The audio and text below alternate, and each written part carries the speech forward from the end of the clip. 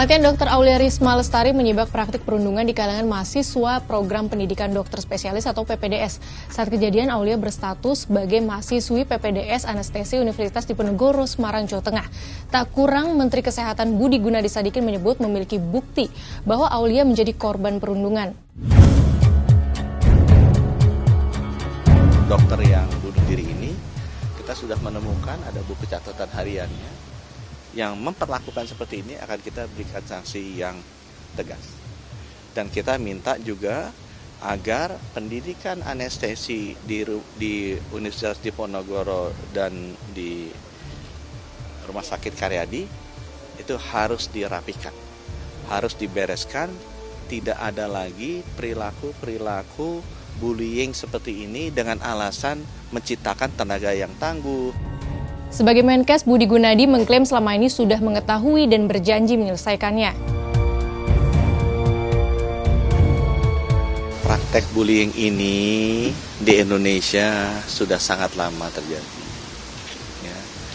Banyak masukan saya terima dari mahasiswanya, banyak masukan saya terima dari orang-orang tuanya, dari pasangannya. Orang tuanya itu juga banyak yang menteri-menteri yang memberikan ke saya.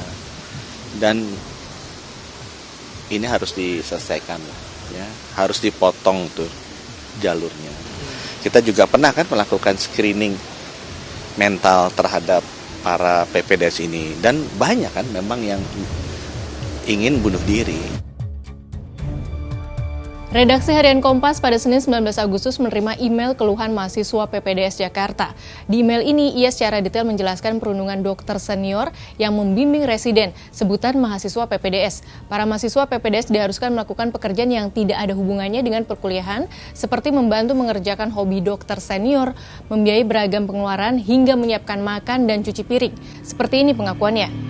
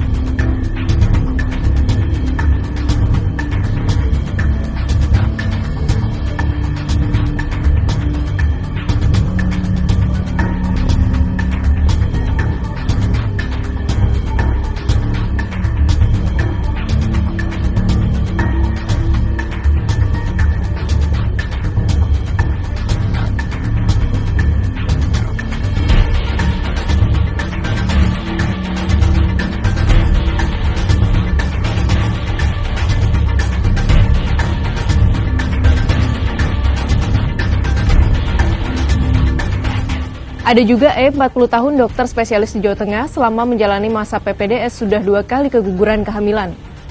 Hal itu terjadi karena ia mendapat beban kerja yang terlampau berat dari seniornya. Jadi dalam kondisi hamil, ia harus bolak-balik bangsal IGD, dan melakukan follow-up terhadap 25 pasien. Bahkan pada masa ujian yang seharusnya dibebaskan dari jaga malam, tetap diminta untuk jaga malam terus-menerus. Selain perundungan, ada juga PPDS yang mengalami pelecehan seksual. X, seorang perempuan dokter PPDS semester 1, suatu saat ditelepon kakak tingkatnya, seorang residen laki-laki mahasiswa PPDS semester 9. Residen tersebut meminta X masuk ke kamar jaga dalam kondisi tertutup dan tidak ada siapa-siapa. Dengan modus curhat persoalan rumah tangga, laki-laki residen meminta pelukan dari X. Saat itu X menolak namun tetap dipaksa. Bahkan residen ini mengabarkan di grup WhatsApp untuk tidak mengganggu X karena sedang diberi tugas. Meski ditolak, dokter PPD senior ini tetap kembali memeluk X yang sudah ketakutan dan menahan tangis.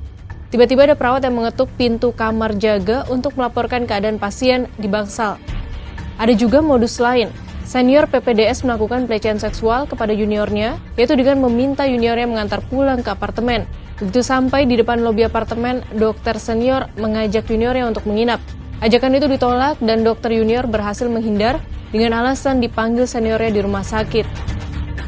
Sebelum insiden tewasnya Dr. Aulia Risma Lestari, hasil penapisan atau screening kesehatan jiwa PPDS yang dilakukan Kemenkes pada 21, 22, dan 24 Maret 2024 menemukan 22,4% PPDS mengalami gejala depresi.